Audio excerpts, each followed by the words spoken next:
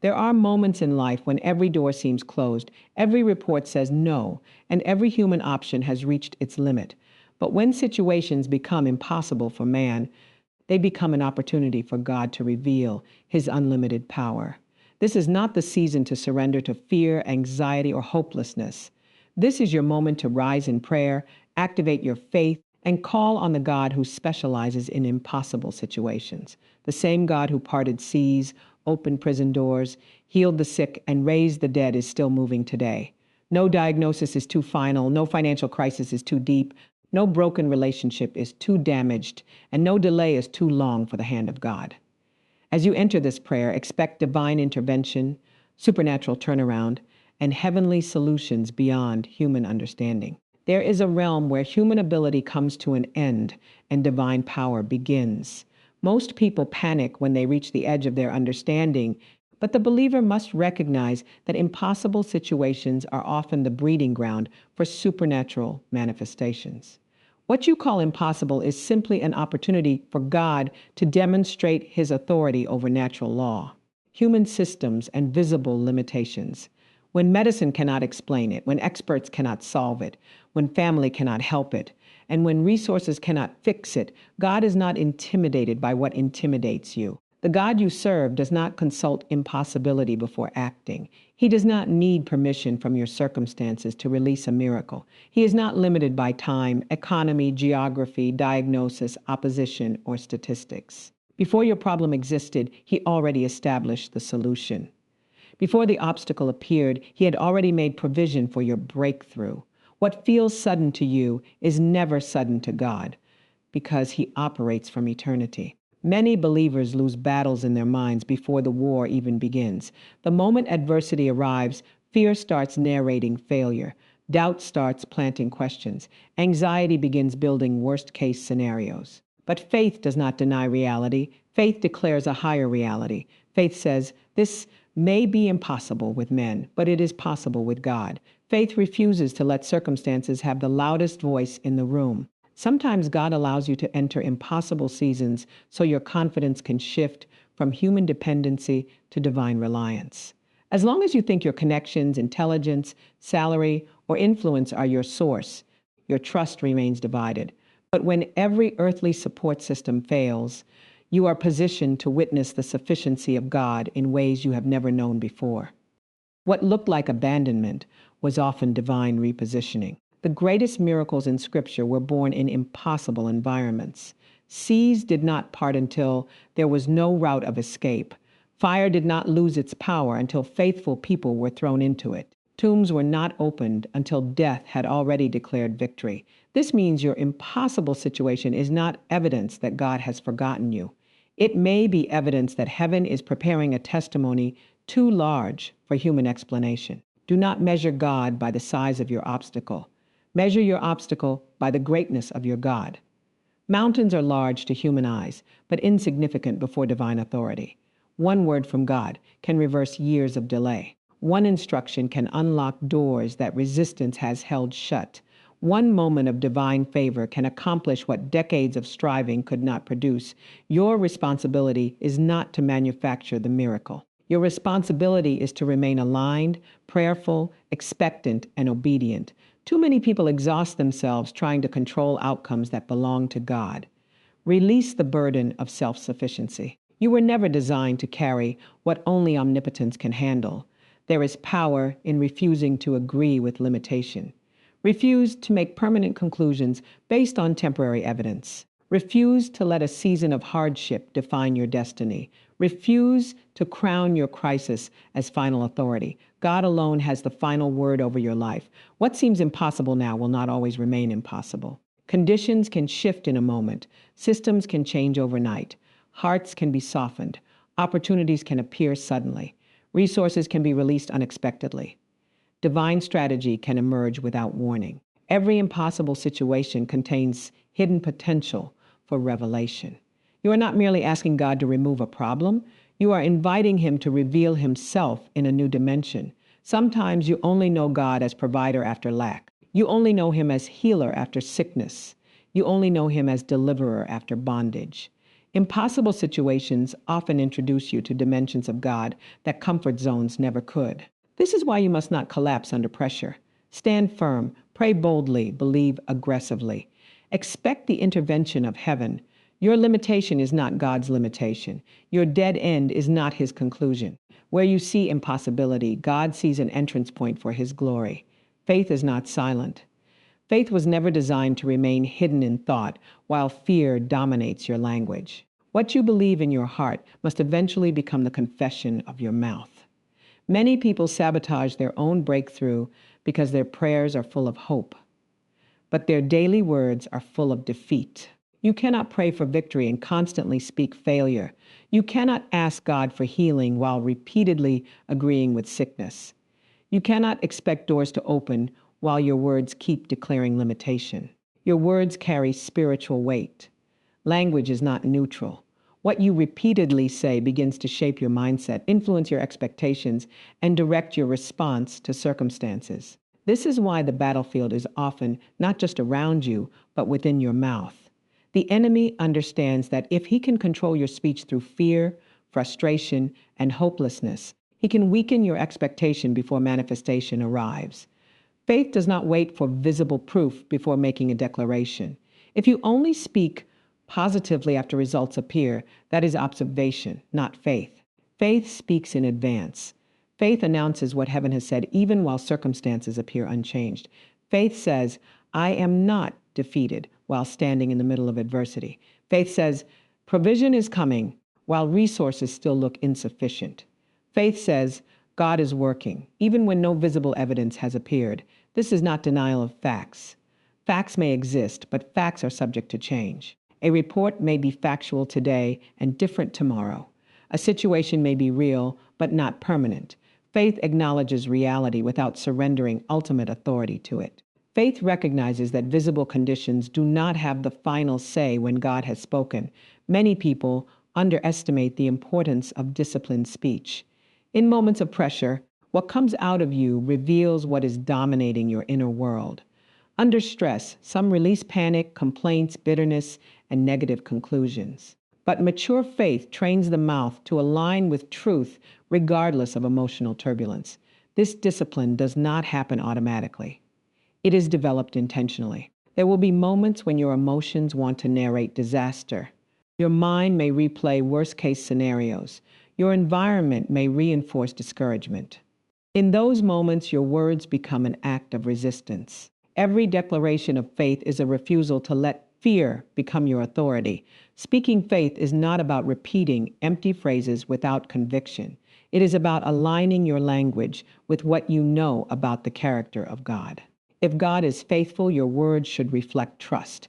If God is powerful, your words should reflect confidence. If God is your source, your speech should not sound like permanent lack and abandonment. Your words also affect those around you. A household shaped by fearful language becomes emotionally heavy and spiritually weakened. But one person committed to speaking life can shift the atmosphere. Hope is contagious. Courage spreads. Expectation changes environments. Sometimes your family, team, or community needs someone willing to speak faith before evidence exists. This does not mean you will never feel uncertainty. Faith is not the absence of emotional struggle. Faith is the decision that struggle will not become your final confession. You may feel pressure, but you do not have to partner with it verbally. You may face uncertainty, but you do not have to crown uncertainty with your agreement. There is a difference between describing a situation and surrendering to it. Wisdom may require honest assessment, but faith refuses hopeless interpretation. Instead of saying, nothing will ever change, faith says, this is difficult, but God is greater. Instead of declaring, it is over, faith says, I do not yet see the outcome, but I trust the one guiding it. The period between prayer and manifestation is where many people become verbally careless. They pray passionately, then spend the waiting season undoing their own posture through constant negativity. Guard your mouth in waiting seasons. Waiting is not inactivity. It is often the proving ground of belief. Results do not create faith. Faith often precedes results. The unseen is frequently shaped before the seen is transformed. This is why your language matters before the breakthrough appears. You are not simply reacting to life, you are participating in the posture through which you face it. Even when nothing looks different, continue to speak what aligns with truth. Continue to declare strength when you feel weak. Continue to declare peace in the middle of tension. Continue to declare expectation in seasons of delay. What you repeatedly say can either reinforce the prison around your thinking or strengthen your expectation for what is possible. Let your mouth become a partner to your prayers, not an obstacle against them. Speak in alignment with faith before visible confirmation arrives. One of the greatest challenges for believers is not simply trusting God for an answer, but trusting His timing while waiting for it. Most people can believe for a miracle when they first pray, but sustaining confidence during seasons of silence requires a deeper level of maturity. Delay often feels like denial to the human mind, but what feels delayed to you is not delayed in the realm of divine order. God is not governed by your calendar, your deadlines, or your personal expectations. He does not operate under human pressure. His movements are intentional, precise, and connected to dimensions you cannot always perceive. What appears late from your perspective may actually be perfectly synchronized with a larger purpose. Human beings are often impatient because they see only the immediate discomfort of waiting. You want the breakthrough now because you are measuring urgency through personal need, emotional fatigue, or visible pressure. But God sees beyond the present moment. He understands not only what you need, but when you are prepared to handle what you are asking for. Premature blessings can become burdens when character has not matured enough to sustain them. What you call delay may actually be preparation.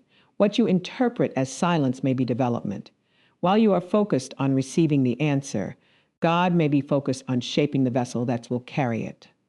There are seasons when God is working behind the scenes in ways invisible to natural observation. Doors are being positioned. Relationships are being aligned. Opportunities are being arranged. Obstacles are being removed. Conditions are shifting gradually while you assume nothing is happening. Just because you cannot see movement does not mean movement is absent. Seeds grow underground long before visible evidence appears. Construction often begins in hidden phases before the structure becomes recognizable. In the same way, divine processes frequently unfold in unseen dimensions before manifestation reaches your awareness. Waiting seasons expose the condition of your trust. Anyone can celebrate God when results are immediate. But delay reveals whether your faith is anchored in God Himself or merely in rapid outcomes. If your peace collapses every time an answer takes longer than expected, your dependency may be too connected to timing rather than trust. Divine timing also protects you from outcomes you are not yet equipped to manage. Sometimes what you desire is good, but your present season is not yet compatible with it. Timing is not merely about arrival, it is about readiness, alignment, and sustainability. There are things you may be praying for that require multiple variables to converge. You see one request. God sees the full network of consequences, connections, responsibilities, and future implications attached to that request. What seems simple to you may involve layers of orchestration beyond your awareness. This is why comparison becomes dangerous during waiting seasons. Watching others receive what you desire can create unnecessary frustration if you forget that assignments, preparation, and timelines differ. Another person's arrival is not evidence that your timing has been neglected. You are not behind because someone else appears ahead. Divine timing is individualized. The path assigned to your life cannot be accurately measured by someone else's pace. Impatience often tempts people into forcing outcomes outside of divine order. When waiting becomes uncomfortable, some attempt to manufacture results through compromise, shortcuts, emotional decisions, or misplaced urgency. But what is forced prematurely often produces unnecessary consequences. Not every open door is the right door. Not every immediate opportunity is evidence of divine alignment. Timing matters as much as direction. Something received outside of proper timing can create strain where peace should exist. Waiting is not wasted when approached correctly. It can become a season of strengthening, refining, clarifying, and deepening. Waiting can teach discipline, humility, discernment, endurance, and dependence in ways instant gratification never could. The goal is not merely to survive waiting, but to remain stable within it. Guard your heart against bitterness, entitlement, and discouragement. Refuse to interpret temporary silence as permanent abandonment. God's timing is not random. It is deliberate. It carries intelligence beyond your limited viewpoint. He is not forgetting you, overlooking you, or neglecting your needs. Absence of immediate manifestation is not proof of absence of intention. There are moments when one decision, one encounter, one message, or one opportunity can alter an entire trajectory in an instant. Timing can shift suddenly. What seemed unmoving for months can change in a day. This is why consistency matters during waiting seasons. Remain faithful, even when visible progress feels minimal. Continue praying, continue developing, continue trusting, continue preparing yourself for what you believe is coming. Do not let temporary delay convince you to abandon long-term confidence. Divine timing may feel slow to your emotions, but it is never careless. It is never accidental. It is never late. What is meant for your life does not become less possible simply because it has not arrived yet. Timing is part of the answer, not a contradiction of it. What God has ordained carries its own appointed moment. And when that moment arrives, what once seemed distant can become reality with astonishing speed. Prayer is more than a ritual, routine, or religious obligation. Prayer is access. It is the authorized connection between human limitation and divine sufficiency. When you pray, you are not merely speaking words into empty space. You are engaging a higher realm that is not subject to the restrictions of your natural environment. Many people underestimate prayer because they measure power only by what is visible, immediate, and tangible. But prayer operates beyond visible systems. Every human life encounters limitation. There are limits to physical strength, financial capacity, emotional endurance, intellectual ability, influence, and opportunity. No matter how talented, disciplined, or resourceful a person may be, there will always come a point where natural ability is insufficient. This is where prayer becomes essential. Prayer acknowledges what human pride resists admitting. You are not self-sufficient. You were never designed to function independently of divine wisdom, strength, and guidance. The refusal to pray often reflects an overestimation of personal control. But life has a way of confronting every individual with circumstances too complex, painful, or overwhelming to manage alone. Prayer is where limitation loses its authority over your perspective. It may not immediately remove every challenge, but it changes your posture toward it. Problems that seemed overwhelming begin to shrink in significance when viewed in the presence of a greater power. Anxiety weakens when confronted by perspective. Fear loses intensity when trust is activated. Many limitations are not merely external but internal. Some people are not restricted by opportunity but by mindset. They are trapped by fear of failure, rejection, insecurity, past disappointment, or limiting beliefs inherited from previous experiences. Prayer does not only address external barriers, it also confronts internal restrictions. In prayer, hidden motives are exposed. Confusion becomes clearer. Emotional chaos begins to settle. Internal fragmentation can begin to reorganize. What looked like a closed future may actually be blocked by inner resistance that prayer gradually dismantles. Prayer also creates alignment. Sometimes the issue is not absence of possibility, but misalignment of priorities, decisions, and direction. A person can work intensely while moving inefficiently. Prayer interrupts this pattern by reconnecting you with wisdom beyond impulse, emotion, and distraction. There is a difference between activity and effectiveness. Many people are exhausted not because they are doing too little, but because they are operating without sufficient clarity. Prayer helps reorder scattered energy. It sharpens discernment. It can help you recognize which battles are necessary and which are draining distractions. Prayer is not passive. It is often portrayed incorrectly as an alternative to action, when in reality it can become the foundation for wiser action. Prayer is not an escape from responsibility. It is a way of engaging responsibility with greater perspective and strength. A person grounded in prayer often develops resilience that cannot be easily explained by circumstances alone. They may still face pressure, but they are less easily destabilized by it. This is because prayer can cultivate internal steadiness independent of external volatility. Not every limitation is meant to remain permanent. Some limitations are circumstantial and temporary. Others are structural and require long processes to overcome. Prayer does not eliminate the reality that some challenges take time, discipline, and practical effort, but it can strengthen your capacity to persist through those processes without collapse. Prayer also protects against the illusion that every obstacle must be solved through force alone. Not all barriers yield to greater effort. Some require insight, patience, timing, restraint, or strategic redirection. Prayer helps you avoid the mistake of attacking every limitation with the wrong method. There are moments in life when no amount of networking, planning, persuasion, or striving can produce the needed shift. In those moments, prayer becomes more than comforting, it becomes clarifying. It reminds you that not all solutions originate from visible systems. Consistent prayer develops awareness that your circumstances are not the full definition of your possibilities. What surrounds you does not have absolute authority over what can emerge from your life. This does not mean prayer guarantees an immediate removal of every hardship. That expectation often leads to disappointment. Sometimes prayer changes the situation. Sometimes it changes you first. Both can be forms of breakthrough. A limitation is most dangerous when it convinces you that your present boundary is your permanent identity. Prayer resists that conclusion.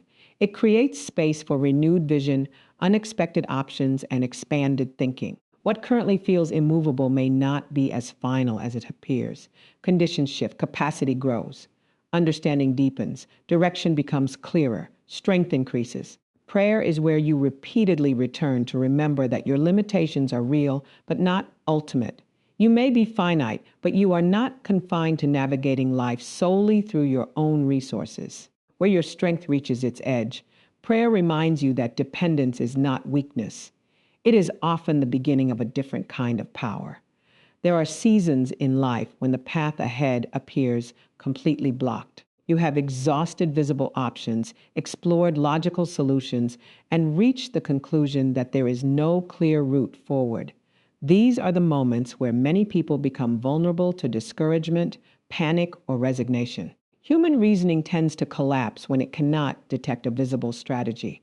But the absence of a visible path is not evidence that no path exists.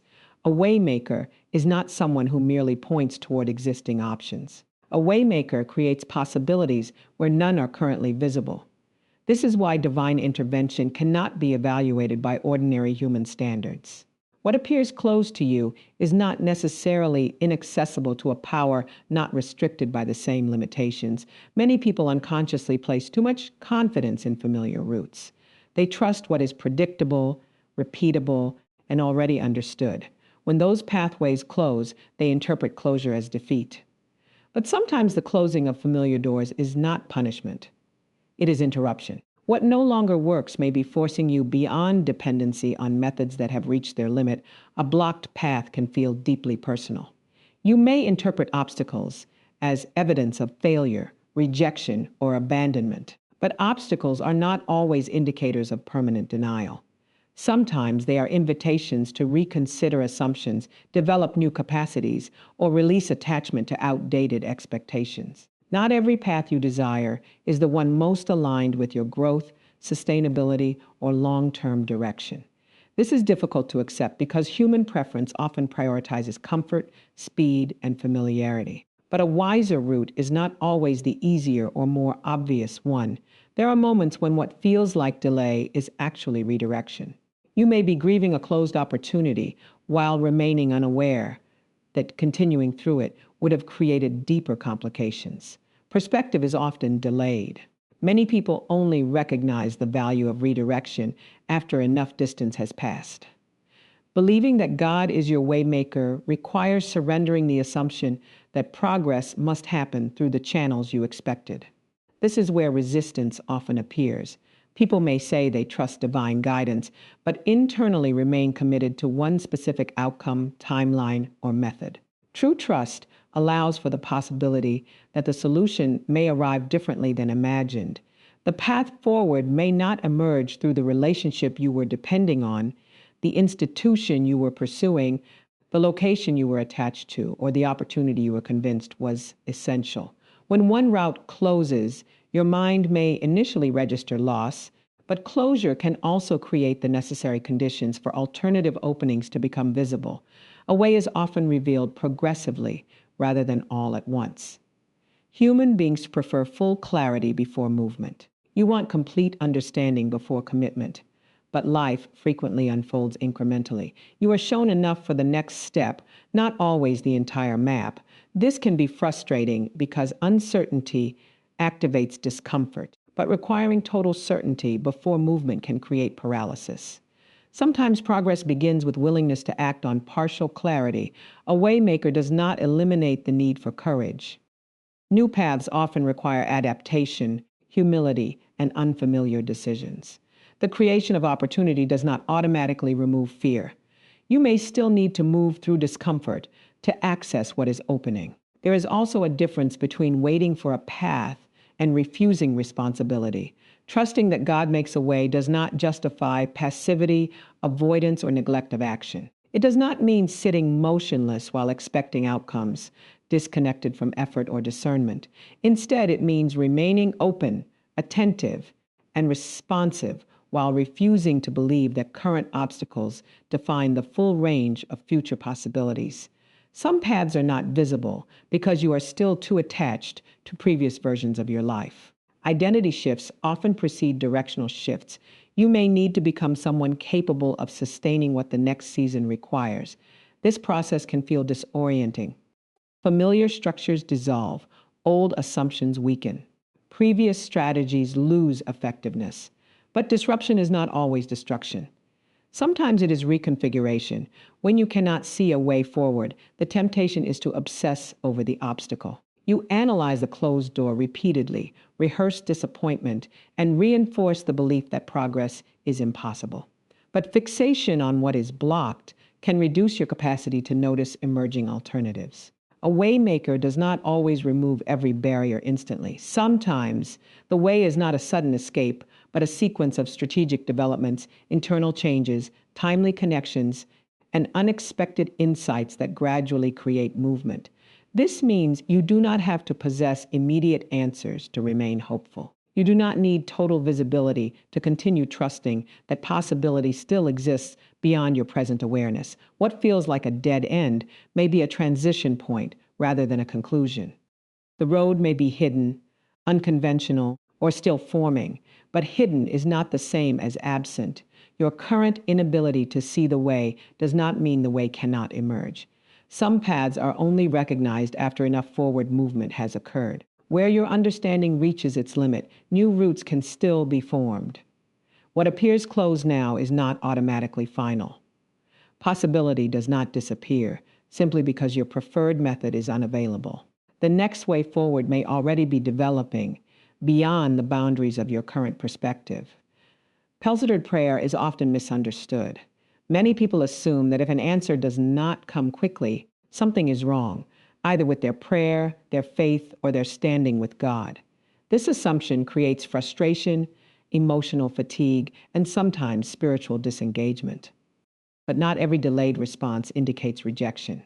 Some answers require endurance, consistency, and sustained trust over time. Dot Vincent is not about informing God of something he does not already know. It is not repetition for the sake of divine awareness. The deeper function of persistent prayer is often relational and developmental. It exposes motives, clarifies desires, strengthens discipline, and reveals the true depth of your commitment. A single emotional moment can produce an impulsive request, but sustained prayer reveals whether what you seek is rooted in genuine conviction or temporary emotion. Human beings are naturally drawn toward immediacy. You prefer fast solutions, visible movement, and measurable results. Modern culture reinforces this expectation by rewarding convenience, speed, and instant access. But spiritual maturity is often formed in environments where immediate gratification is unavailable. Peace-centered prayer pushes against the instinct to abandon what has not yet produced visible change. There is a difference between intensity and consistency. Some people pray passionately once, then emotionally withdraw when circumstances remain unchanged. Others cultivate steadiness. They continue showing up, continue aligning themselves, and continue engaging despite uncertainty. Consistency often produces internal transformation long before external outcomes shift. Persistent prayer can refine your understanding of what you are actually asking for. Over time, some desires deepen, others dissolve, and some are reshaped into more mature forms. What you initially wanted may not be what you eventually recognize as most necessary. This is one reason persistence matters. Time in prayer can create greater alignment between your requests and deeper wisdom. Many people interpret silence too quickly. They assume absence of immediate feedback equals inactivity. But not all meaningful processes produce instant evidence. Some developments occur beneath the surface, outside your perception. Growth is frequently invisible in its early stages. A person may appear unchanged externally while internal structures are being rebuilt. Situations may seem static while hidden variables gradually shift. Persistent prayer trains you not to equate visibility with progress. It also confronts entitlement. Sometimes frustration in prayer is less about longing and more about expectation of control.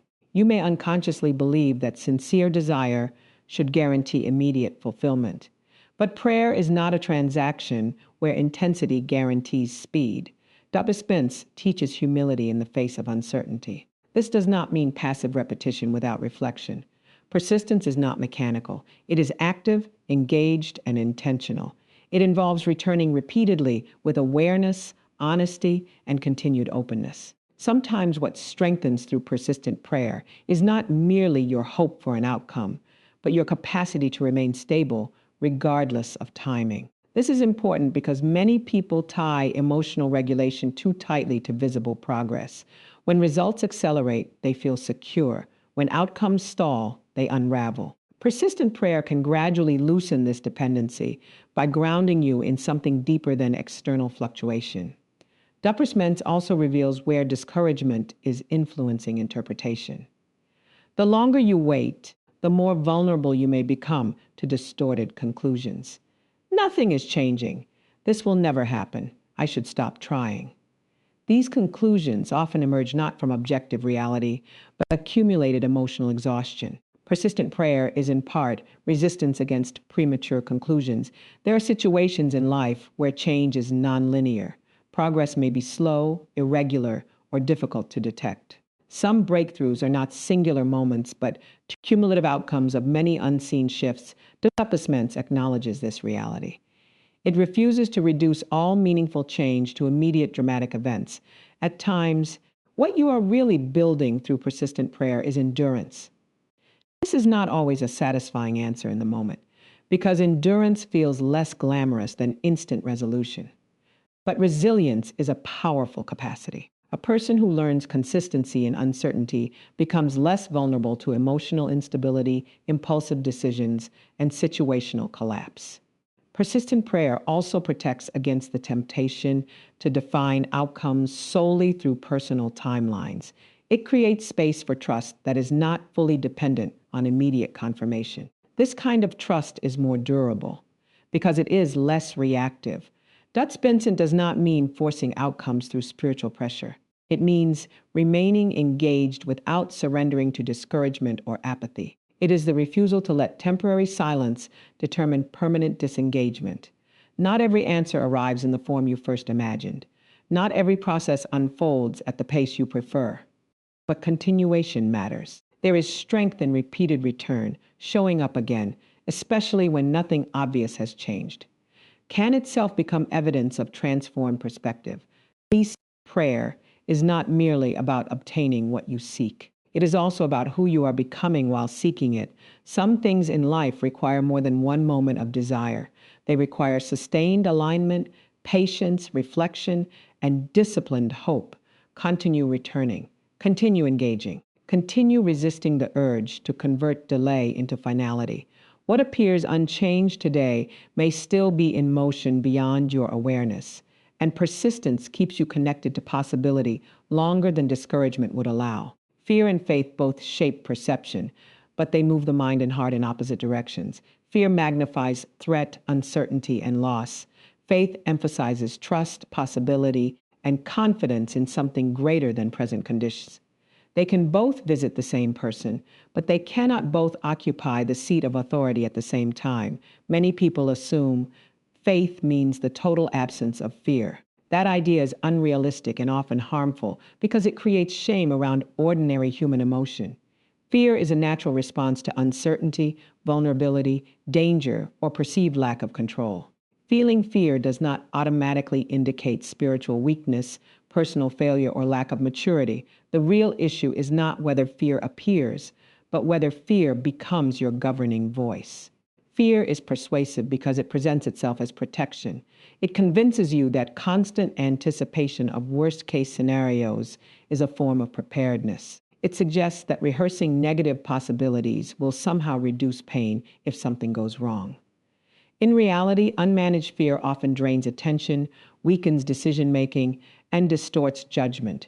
Fear narrows perspective. It can make one obstacle appear larger than the totality of your resources, history, support, and future possibilities. A fearful mind tends to interpret ambiguity negatively. Silence becomes rejection. Delay becomes failure. Difficulty becomes evidence of permanent defeat. The imagination begins filling informational gaps with catastrophic conclusions. This is why fear is not merely emotional. It is interpretive. Faith offers a competing interpretation. It does not require denial of difficulty. Instead, it resists granting difficulty ultimate authority over meaning. Faith allows you to acknowledge what is hard without automatically converting hardship into hopelessness.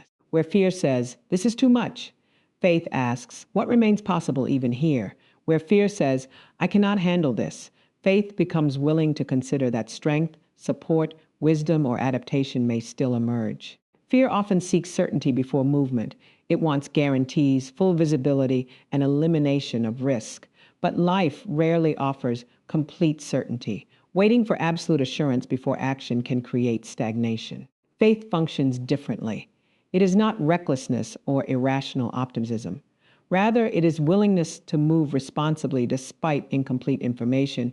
Many people remain trapped not because opportunity is entirely absent, but because fear has made uncertainty feel intolerable. Fear also affects behavior through avoidance. You may avoid difficult conversations, opportunities, commitments, decisions, or changes because fear predicts discomfort, rejection, or failure. While avoidance can temporarily reduce anxiety, it often reinforces fear long-term by strengthening the belief that you are unable to tolerate challenge. Faith interrupts this cycle by increasing your willingness to remain engaged. This does not mean recklessly ignoring warning signs or legitimate concerns. Discernment matters. Some fears are informative and protective. But when fear becomes generalized, exaggerated, or dominant, it can begin restricting growth far beyond actual necessity. Unexamined fear can disguise itself as wisdom, caution, or realism. You may call it being practical, when in reality you are protecting yourself from vulnerability. You may label it waiting for the right time, while repeatedly postponing action out of discomfort. Faith requires honesty about these patterns. It asks whether your decisions are being shaped primarily by alignment and wisdom, or by desire to avoid discomfort at all costs.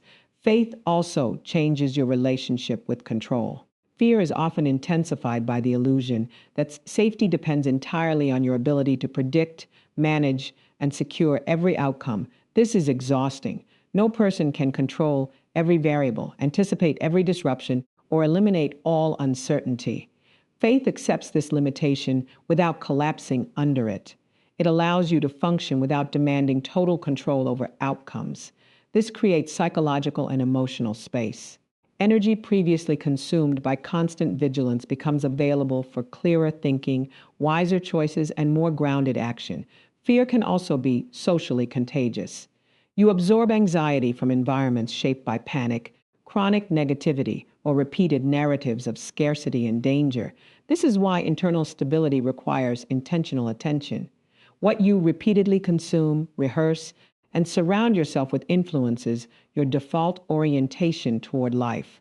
Faith is strengthened through repeated alignment with perspectives that reinforce possibility, perspective, and trust rather than chronic alarm. This is not about ignoring risk. It is about refusing to let risk dominate identity and direction.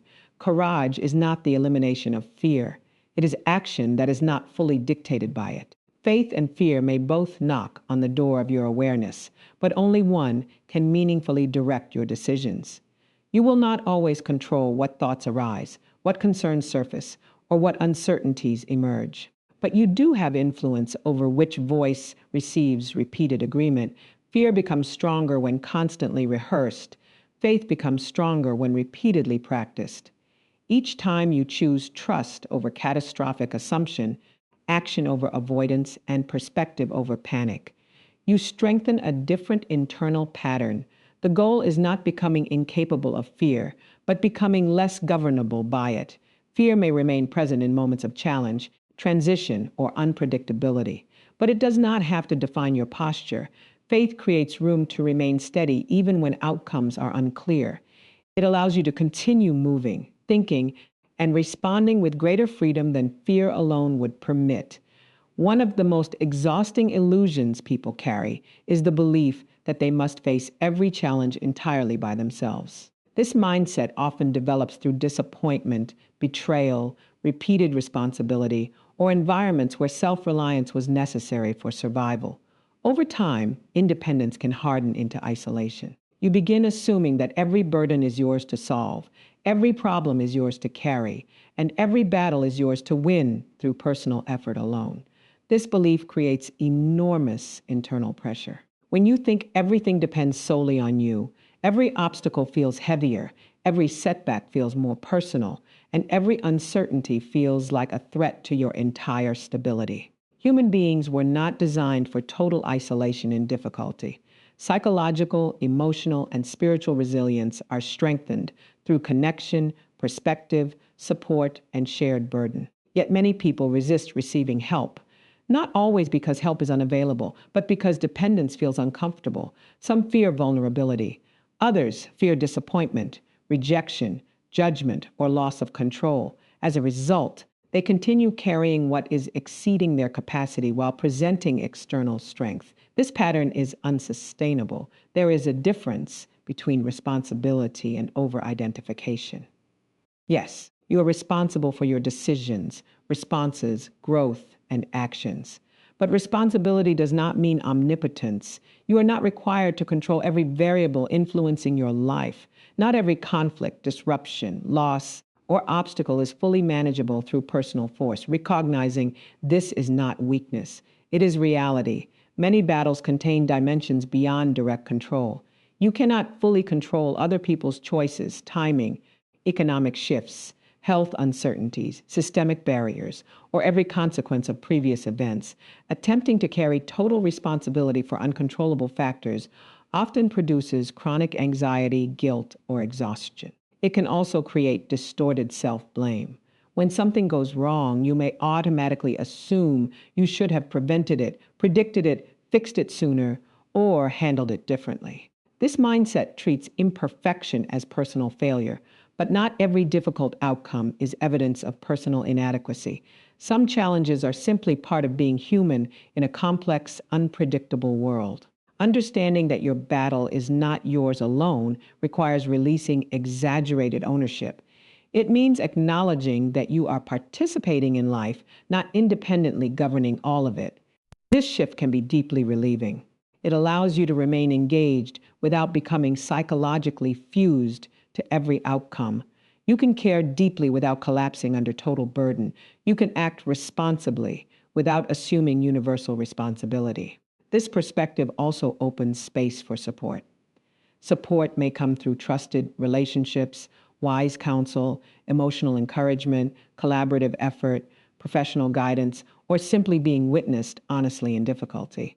Support does not remove all struggle, but it often increases your ability to navigate it. Many people underestimate how much energy is consumed by carrying everything internally, suppooning fear, uncertainty, grief, confusion, or pressure in the name of appearing strong can intensify distress. Your burden often reduces internal intensity. Language itself can create relief. Naming what you are facing can reduce the isolation that makes difficulty feel even larger. A burden carried alone often feels heavier than the same burden held in context. This does not mean all people are safe, available, or equipped to support you well. Discernment matters. Not every environment can hold vulnerability responsibly. But unhealthy experiences with some forms of dependence should not convince you that all support is dangerous or unnecessary. There is also an internal dimension to shared battle, perspective. When you are deeply immersed in a problem, your thinking can narrow.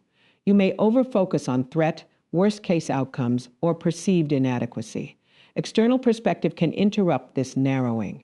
Others may notice options, resources, patterns, or interpretations you cannot easily access while overwhelmed. This is one reason isolation can intensify struggle beyond the objective size of the problem itself. Battles also shape identity if left unexamined. When difficulty persists, people sometimes begin defining themselves entirely by what they are fighting. They become consumed by the problem. Their language, thoughts, attention, and emotional world orbit around conflict. Over time, this can shrink identity. You are more than your current battle. Your life is not reducible to one season of difficulty, one unresolved challenge, one painful transition, or one area of uncertainty. Remembering this protects against over-identification with struggle.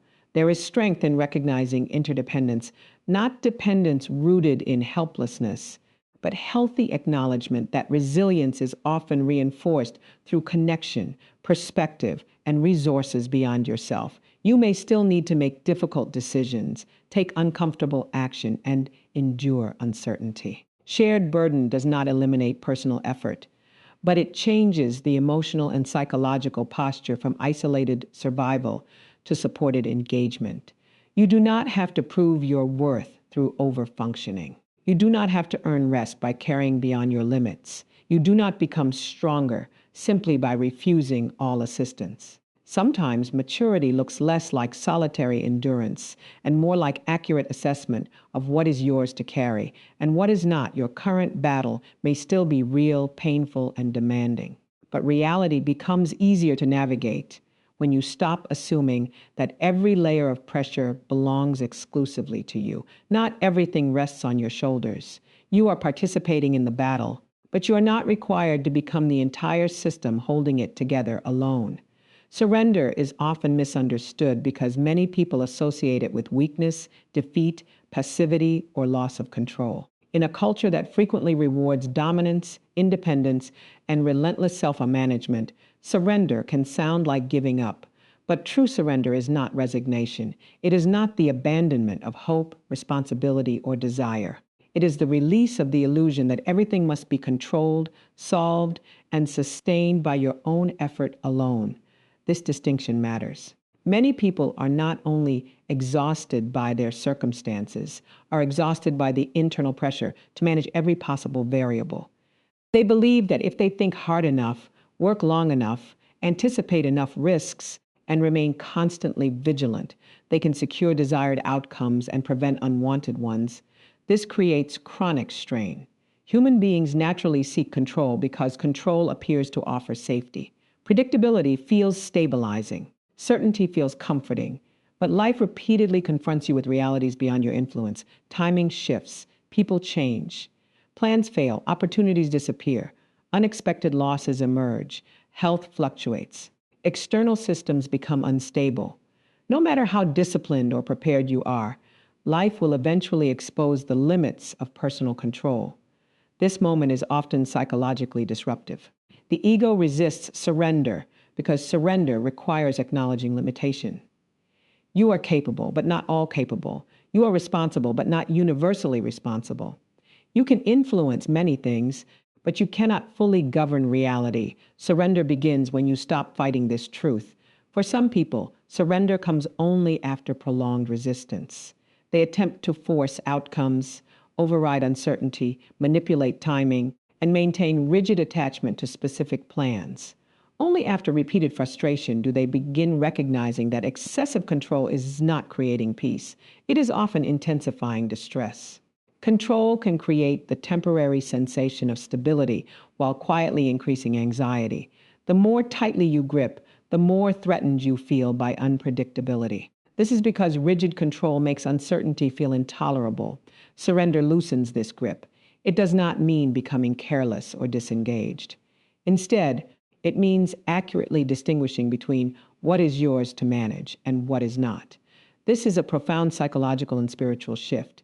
Without surrender, you may overfunction in areas where acceptance is required.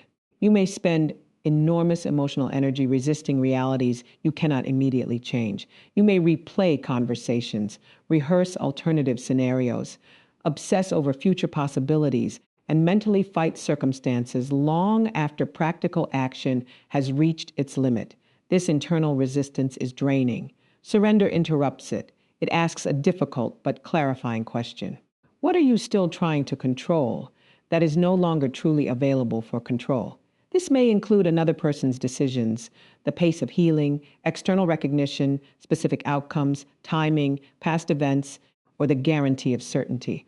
Holding these too tightly often creates suffering beyond the original problem. Surrender does not remove pain, but it can reduce the secondary suffering created by resistance. There is freedom in releasing the demand that reality conform perfectly to your expectations. This freedom is not apathy. It is flexibility. A surrendered person is often more adaptable because their identity is less fused to one exact pathway. When one route closes, they experience disappointment without total collapse. When outcomes differ from expectation, they can recalibrate more effectively. This adaptability increases resilience, miracles. Understood broadly as unexpected shifts, breakthroughs, transformations, or openings, often require this posture. Not because surrender passively causes change, but because rigid attachment can prevent you from recognizing new possibilities. If you are fixated exclusively on one solution, you may miss alternative routes entirely. If you are committed only to one timeline, you may interpret all deviation as failure. If you define success too narrowly, you may reject forms of progress that do not match your preferred script. Surrender expands perceptual flexibility. It allows you to remain open. This openness matters.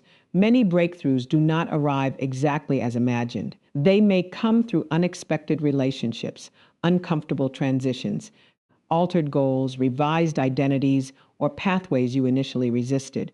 Without surrender, these opportunities may go unnoticed or be dismissed because they do not resemble your original expectation. Surrender also changes your internal experience of waiting. Waiting without surrender often becomes agitation. You remain mentally locked in monitoring mode, constantly scanning for signs of change, reassurance, or confirmation. This hypervigilance is exhausting. Waiting with surrender is different. It still includes desire, intention, and engagement, but with less psychological gripping. You continue acting where action is possible, while accepting uncertainty where certainty is unavailable. This creates more internal steadiness. Another dimension of surrender is emotional honesty. Many people avoid surrender because it requires fully acknowledging reality. As long as you remain in control mode, you may avoid grief, disappointment, fear, or vulnerability by staying busy. Control can function as emotional avoidance. Surrender removes this shield. It asks you to face what is true. What has changed? What has been lost? What remains unclear? What you cannot currently fix. This can feel deeply uncomfortable. But honest confrontation with reality is often necessary for meaningful transformation. Denial may temporarily protect you from discomfort, but it limits adaptation. Surrender allows reality to become workable. It brings you into contact with what actually is, rather than what you are exhausting yourself trying to maintain mentally. This does not mean abandoning vision or becoming detached from meaningful desire. You can still deeply want change. You can still pursue healing, growth, restoration, opportunity, or resolution, but surrender changes the emotional quality of pursuit. It replaces frantic striving with grounded engagement. It replaces compulsion with intention. It replaces obsession with trust. There is often relief in no longer needing to carry the fantasy of total management. You can breathe differently, when you stop demanding omnipotence from yourself. You can think more clearly when attention is no longer fragmented by constant control attempts. You can respond more wisely when panic decreases. Surrender also creates space for humility. Humility is not self-devaluation. It is accurate self-placement. You recognize both your agency and your limits. You stop inflating your role into something impossible to sustain. This humility can deepen peace, not because all uncertainty disappears, but because you are no longer fighting reality with the same intensity.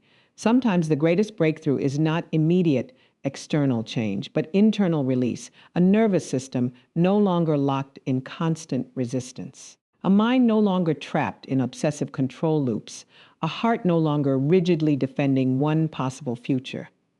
From this place, new movement often becomes easier, not because life suddenly becomes simple, but because you become less internally obstructed. Miracles often begin not at the moment you finally gain control, but at the moment you stop demanding it as a condition for peace. Surrender creates room for clarity, room for adaptation, room for unexpected solutions, room for different possibilities than the ones you originally imagined. What you release through surrender is not necessarily your future. Often, what you are releasing is the exhausting belief that your future can only unfold through one exact route, one exact timeline, or one exact form. When that grip loosens, possibility expands. And in that expanded space, change becomes easier to recognize, receive, and sustain. Human beings are deeply affected by conclusions. A diagnosis can feel like a conclusion. A rejection letter can feel like a conclusion. The ending of a relationship, a financial collapse, a missed opportunity, a public failure, or an unexpected setback can all create the emotional impression that something final has been declared over your life. The mind is constantly interpreting events and assigning meaning. When something painful happens, your thoughts often rush toward definitive statements. This is over. Nothing will change. I missed my chance. This defines my future. These conclusions can become psychologically powerful, not because they are always accurate, but because repetition creates familiarity, and familiarity often begins to feel like truth. A temporary condition can start feeling permanent when your internal narrative repeatedly reinforces finality. This is why perspective matters so deeply in difficult seasons. A moment is not always a verdict. An event is not always an identity. A delay is not always a denial. A closed chapter is not always the end of the story. Many people suffer not only because of what happened, but because of the conclusions they immediately attach to what happened. Interpretation amplifies experience. Two people can encounter similar setbacks and experience them very differently based on the meaning they assign. One interprets difficulty as total defeat. Another interprets it as disruption, challenge, redirection, or transition. The external event may be similar, but the internal experience diverges significantly. This is not about pretending all outcomes are equally desirable. Loss is real. Pain is real. Some situations genuinely involve endings, but endings are not always equivalent to total collapse of future possibility. Part of resilience is resisting the impulse to universalize one painful event into a global statement about your life. When something goes wrong, the mind often seeks closure through certainty. Even negative certainty can feel strangely stabilizing. This will never work may feel painful, but it also simplifies complexity. It creates a false sense of conclusion. Uncertainty is often harder to tolerate than disappointment. This is one reason people are quick to declare finality. It reduces ambiguity, but premature conclusions can distort reality. You do not always know the long-term meaning of present circumstances while still inside them. Many developments only become understandable in retrospect. What feels devastatingly conclusive in one season may later be recognized as interruption, refinement, protection, or preparation. This does not mean all painful events are secretly desirable. It means your current interpretation may be incomplete. Incomplete information should not be mistaken for total understanding. This perspective creates emotional space. Instead of rushing toward catastrophic certainty, you allow for complexity. You allow for the possibility that the present moment is not the final frame. This is psychologically grounding. It prevents overfusion with current difficulty. You are less likely to collapse identity into circumstance. A setback is something you are experiencing, not the total definition of who you are or what remains possible. This distinction matters enormously. Without it, adversity can begin consuming identity. You stop saying, I experience failure, and begin unconsciously believing, I am a failure. You stop saying, this relationship ended, and begin believing, I will always be abandoned. You stop saying, this opportunity was lost, and begin believing, nothing good remains available to me. This is how situational pain expands into identity-level suffering. Resisting false finality interrupts this expansion. It reminds you that no single event possesses absolute authority over your total future. There are outcomes you cannot currently predict. There are shifts you cannot currently see. There are capacities in you that may not yet be fully developed because they have not yet been required. Life is dynamic, circumstances change, people evolve, systems shift, new information emerges, timing alters. Internal resources strengthen. Perspective matures, pollens that once seemed impossible can gradually become accessible. This is why rigid finality is often inaccurate. The future is rarely as closed as emotional reasoning initially suggests. Pain narrows imagination. When distressed, your mind often becomes less capable of perceiving alternatives. Threat-focused cognition prioritizes survival, not expansive possibility. This is normal, but it means your most discouraged interpretations are not always your most reliable. In painful seasons, your emotional state may be generating conclusions too absolute for the available evidence. You may feel certain something is permanently over when, in reality, you are simply unable to see beyond the current horizon. This temporary perceptual narrowing should not be mistaken for objective totality. There is also humility in accepting that you are not always the best interpreter of unfolding events in real time. This humility softens overconfidence in negative conclusions. It allows you to hold present pain honestly while leaving room for what you do not yet know. This is different from naive optimism. It does not guarantee a specific desired outcome. Not every situation resolves exactly as hoped. Not every loss is reversed. Not every path reopens. But even when one outcome is truly complete, new possibilities still remain. Finality in one area does not equal finality in all areas. A chapter can end without meaning your life is over. An identity can evolve after disruption. A meaningful future can still emerge after disappointment. Sometimes what needs to end is not your future, but your attachment to one specific version of it. This is difficult because grief and hope often coexist in transition. You may be grieving what did not happen while still needing to remain open to what can. This tension is uncomfortable, but it is often where growth occurs. Closure imposed too early can prevent reorientation. By contrast, leaving room for the unknown allows reconfiguration. It keeps your relationship with the future more flexible. You do not have to know exactly how things will unfold in order to avoid surrendering to false conclusions. You only need enough humility to recognize that your current perspective is limited. There are variables beyond your awareness. There are timelines beyond your control. There are developments still in motion. What you see now is not necessarily the total picture. This awareness does not eliminate pain, but it reduces the power of hopeless certainty.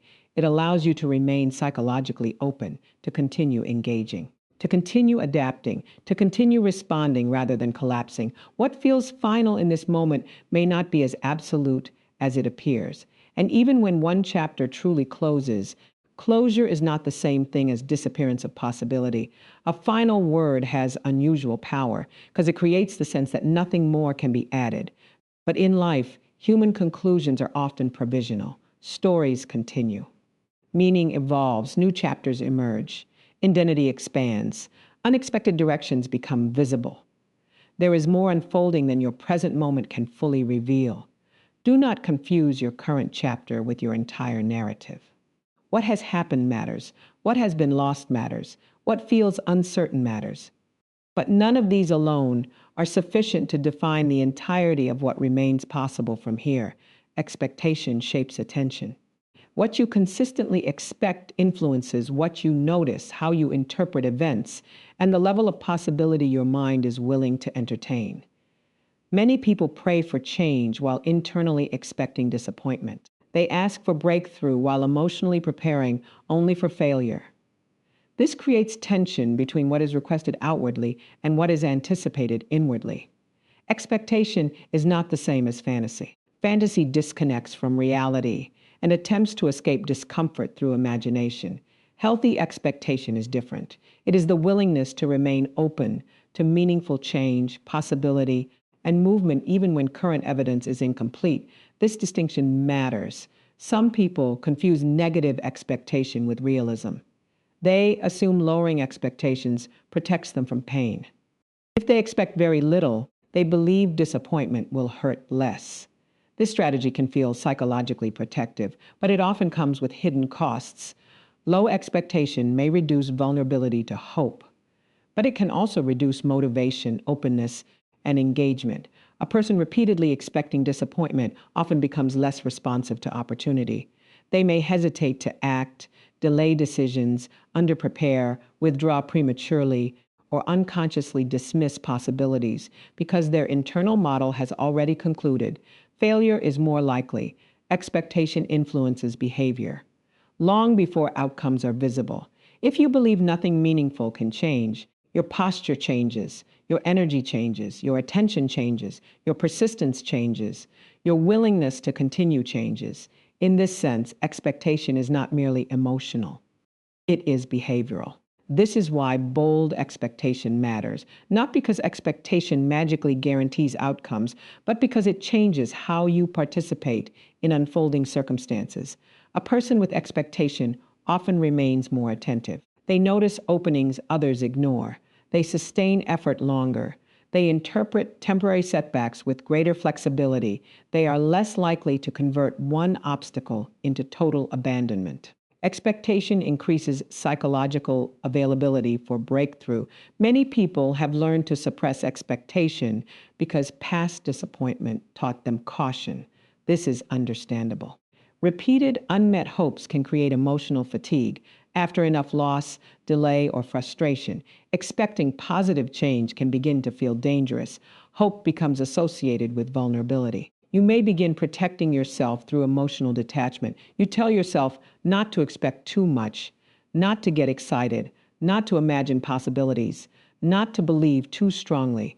This protective pattern can feel safe, but it often becomes restrictive. Over time, self-protection can harden into chronic guardedness. Guardedness reduces emotional exposure, but it can also reduce openness to renewal. A closed posture may feel safer, but it is rarely fertile. Expectation asks you to risk openness again, not recklessly, not by ignoring history, but by refusing to let previous disappointment become your permanent framework. Past outcomes are informative, not always predictive. What did not happen before does not automatically determine what cannot happen next. This is difficult to believe when disappointment has accumulated. Pain narrows expectation. It trains attention toward threat, repetition, and limitation.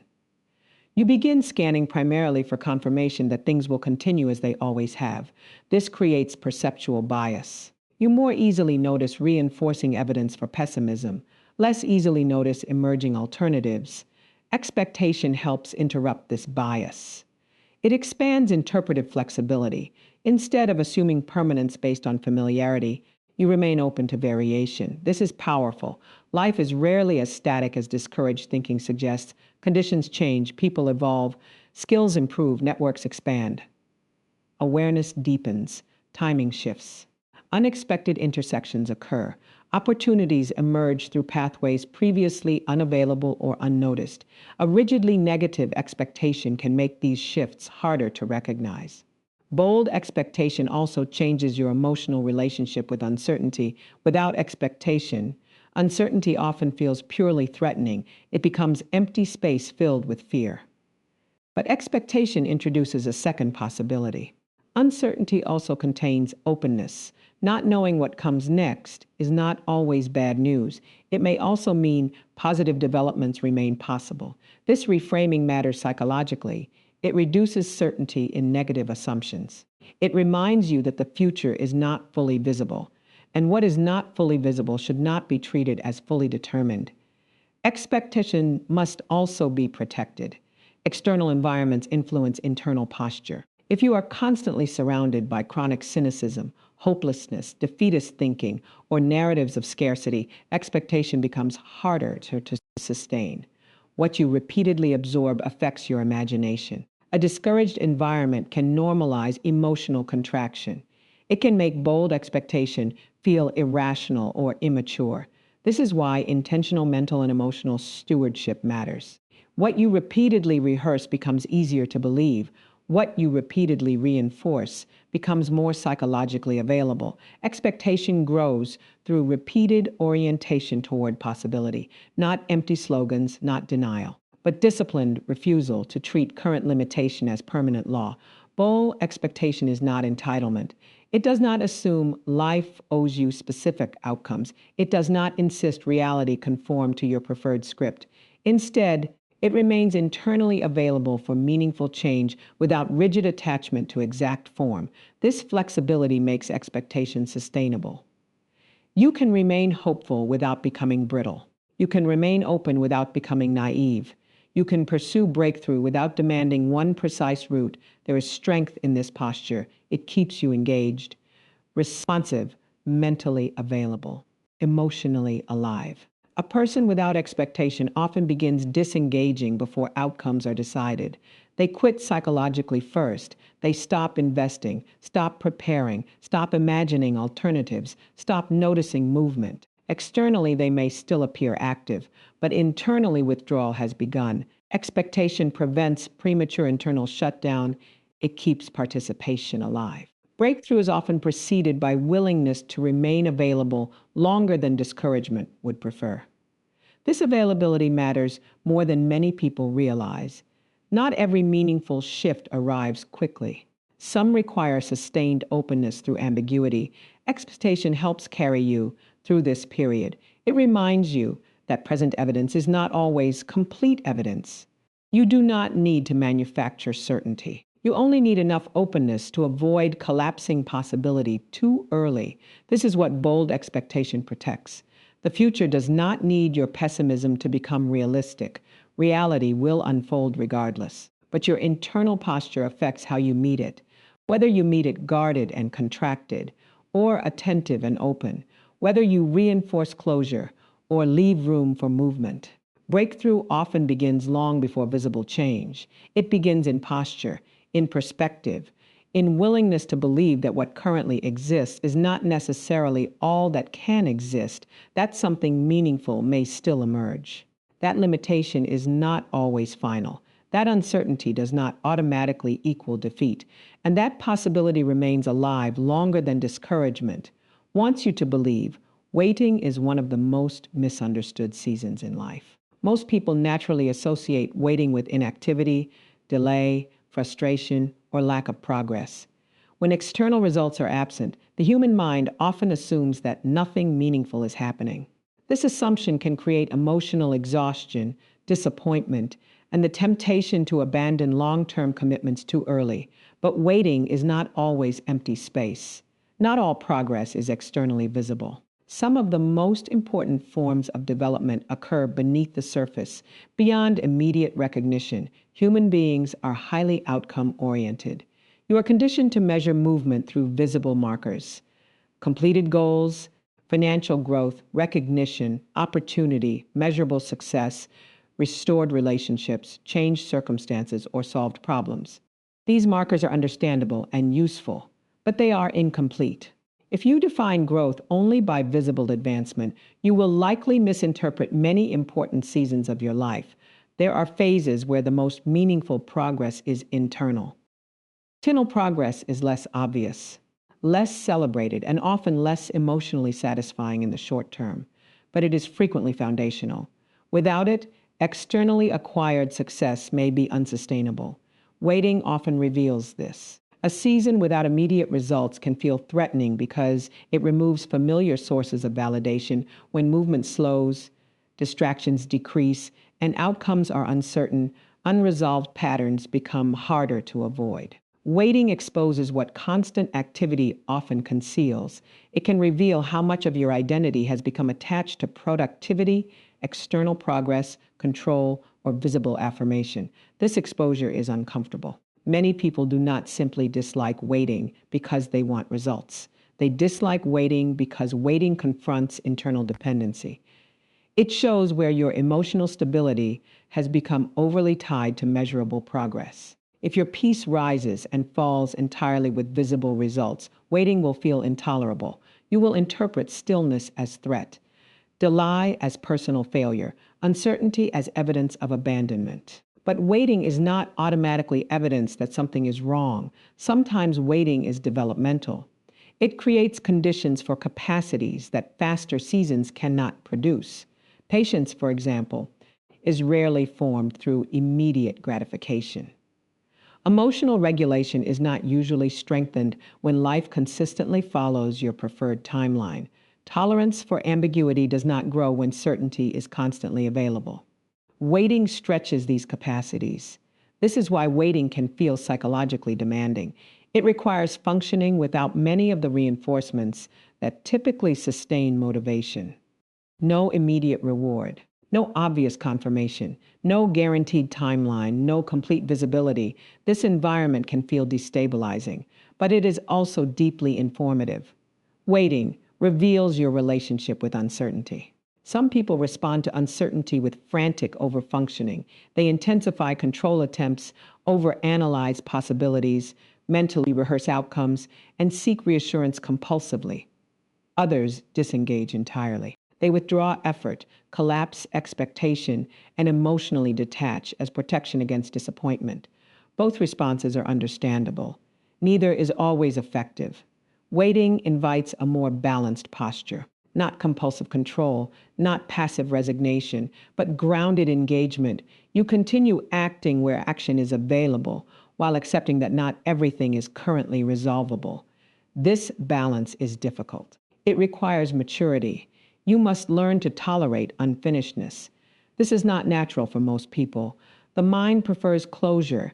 Definitive answers feel stabilizing. Waiting deprives you of this comfort. You often do not know how things will unfold, what timeline is realistic, what variables are still shifting, what opportunities are forming, what losses are permanent, what changes are still possible. This ambiguity can activate anxiety, but it can also expand resilience. Resilience is not built only through overcoming obvious crises. It is also built through sustained functioning in unresolved seasons, through remaining emotionally present while outcomes are unclear, through continuing meaningful action without immediate reinforcement, through refusing to define temporary uncertainty as total defeat. Waiting also strengthens discernment. In faster seasons, urgency can dominate decision-making. You move quickly, react rapidly, and often make choices based on immediate pressure. Waiting interrupts momentum. It creates space for observation, revision, reevaluation. This can reveal patterns previously obscured by busyness. You may begin noticing recurring behaviors, misplaced priorities, unhealthy attachments, or misaligned motivations. Without waiting, these patterns might remain unexamined. This is one hidden strength produced through delay. Increased self-awareness. Self-awareness is foundational. Without it, repeated mistakes often continue under new circumstances. A person can repeatedly change environments while carrying the same unresolved patterns into each new chapter. Waiting slows the cycle enough for deeper recognition. This recognition can feel uncomfortable. You may encounter truths about yourself that are less flattering than expected. PMP on approval, fear of irrelevance, difficulty tolerating uncertainty, attachment to control, avoidance of vulnerability, over-identification with achievement. These recognitions are not punishment. They are opportunities. Awareness creates possibility for adjustment. Without awareness, change remains limited. Waiting can also deepen capacity for gratitude. When outcomes are delayed, you may initially focus intensely on what is absent. This is natural. Attention often narrows around unmet desire. But prolonged waiting can gradually widen perception. You begin noticing what remains available despite incompletion, stores relationships, skills, lessons, small forms of progress, stability you previously overlooked. This does not eliminate longing, but it complicates the narrative of total deprivation. Gratitude during waiting is not denial. It is perceptual expansion. It reminds you that incompletion is not equivalent to emptiness. There can be genuine absence and genuine provision existing simultaneously. Waiting also tests motivation. Some goals survive delay, others do not. What remains meaningful after extended waiting often reveals deeper alignment. Impulsive desires frequently weaken when immediate gratification is unavailable. More rooted commitments often remain. This filtering process matters. Not everything you initially pursue is equally important. Waiting can help clarify what truly warrants continued investment. There is also identity work happening in waiting. When progress slows, you may be forced to ask difficult questions. Who am I when I am not visibly advancing? Who am I when outcomes are uncertain? Who am I when recognition decreases? Who am I without constant proof of productivity? These are uncomfortable but important questions. A stable identity cannot depend exclusively on external movement. If worth is entirely performance-based, waiting will feel like erosion. But if identity is broader, deeper, and less contingent on constant visible success, waiting becomes less threatening. This broader identity is often strengthened through seasons where usual metrics are unavailable. You learn you are still a whole person in unfinished chapters, still valuable in uncertain seasons, still capable even when outcomes are delayed. This is hidden strength. Waiting also increases appreciation for timing. Immediate gratification can create the illusion that speed is always best. But some outcomes genuinely benefit from delay, not because delay is inherently virtuous, but because readiness matters, capacity matters, perspective matters. Structure matters. Relationships require development. Skills require strengthening. Emotional maturity requires repetition and challenge. Certain outcomes received too early may be difficult to sustain. Waiting can function as preparation, not always in obvious ways. Sometimes preparation is internal. You are becoming the version of yourself more capable of handling what you desire, more regulated, more discerning, less reactive, more adaptable, more patient, less dependent on constant reassurance. These qualities are rarely developed in accelerated conditions. They are often forged through friction, through repetition, through uncertainty, through endurance. This is why waiting can feel simultaneously frustrating and formative. You may not enjoy it. Growth processes are not always emotionally pleasant. But unpleasant does not equal meaningless. A major challenge in waiting is comparison. Watching others move forward while you remain in uncertainty can intensify discouragement. Comparison distorts waiting by converting another person's timeline into a judgment against your own. You begin assuming their progress proves your stagnation. This is rarely accurate. Different lives contain different variables, constraints, opportunities, and developmental sequences. External visibility reveals very little about full internal reality. Comparison also reduces attention available for your own process. You become preoccupied with external pacing rather than internal development. This weakens your ability to recognize what your own season is producing. Key strength is often missed because attention is elsewhere. Waiting requires recentering, returning focus to what is actually available for development now, not what is unavailable, not what belongs to someone else, but what this season is asking of you. What capacities can still be strengthened? What habits can still be improved? What understanding can still deepen? What patterns can still be revised? This makes waiting active rather than purely passive. You are not simply enduring time. You are participating in formation. Formation is slower than achievement, less visible, less externally rewarded, but often more consequential. Achievements without formation can become unstable. Formation without immediate achievement can later support more sustainable outcomes. Waiting also teaches emotional endurance. Endurance is different from suppression. It is not pretending everything is fine, not numbing desire, not denying fatigue. Endurance means remaining engaged without collapsing under prolonged uncertainty. This is powerful. A person capable of sustained engagement across long, ambiguous seasons becomes less emotionally fragile, not because pain disappears, but because tolerance expands. You become less dependent on immediate environmental change to maintain functioning. This is a major strength. Many people can function well only when life is externally cooperative.